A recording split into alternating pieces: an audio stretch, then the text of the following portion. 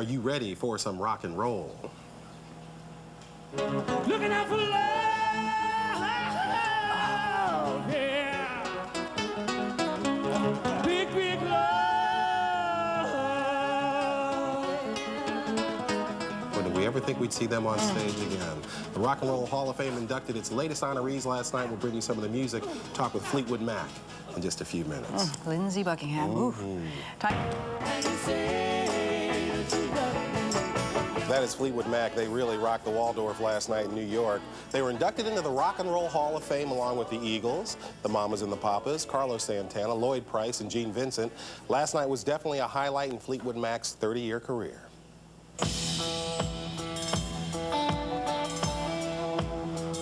They began, humbly enough, in the late 60s as a hardcore blues band.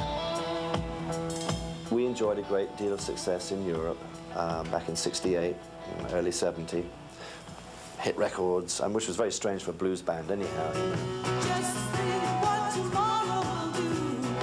Fronted for 30 years by Mick Fleetwood and John McVie, then Christine McVie on vocals, the band's popular sound came together with a combination of Stevie Nicks' haunting voice and Lindsey Buckingham's distinctive guitar.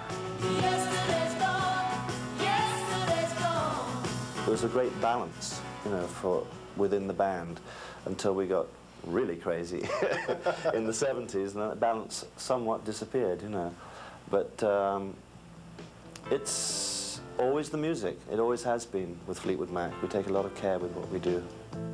That care propelled the band to the top of the charts and made their 1977 album, Rumors, one of the most successful of all time. There is almost, for many people, this magical thing with Stevie, with Lindsey, with you, John, and Christine. Tell me a little bit about that magic. It's human beings. It's very, very human. You have to understand, and lots of you I know do know, that we were all emotionally involved. Stevie and Lindsey came, they weren't married, but they were a couple, and John and Chris were married at that point, and I was sort of the odd man out.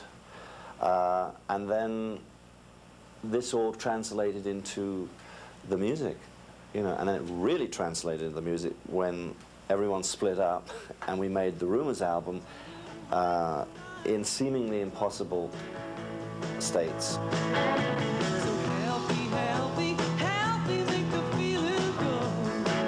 After years of much publicized problems, the eventual breakup of the band came in 1987.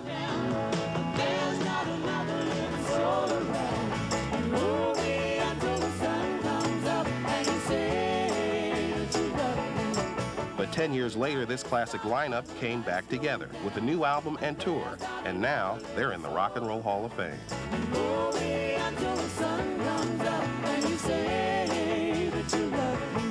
It's an honor, it's a thrill, and it's certainly an endorsement of sort of making one more aware, because you tend not to be when you're in something, of what Fleetwood Mac has done musically.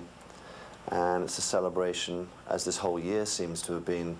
This is a real great capper. This last year, back on stage, you look to your left, there's Stevie, you look to your right, Christine, John, and Mick burning behind you. What's that felt like?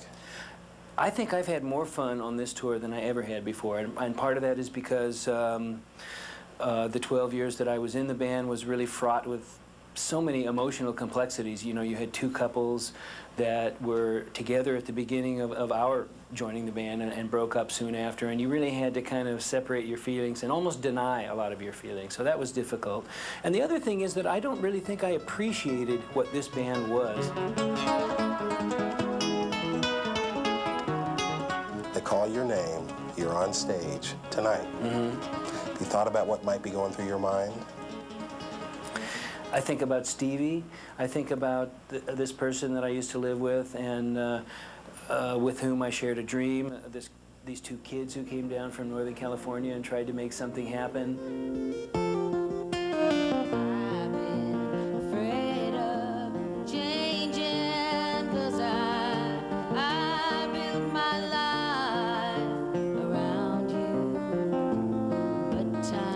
It's a visceral thing with Fleetwood Mac, isn't It it? takes you right back to where you were driving down the street listening to that song on the radio in 1970, whatever it might have been. You know, it takes you there. But I'll never forget, they said the first time they came through in concert as Stevie was swirling around and with her witch and persona. The second time they came through, they looked in the audience and all the girls looked just like Stevie Nicks. That's right. Ah, Fleetwood Mac.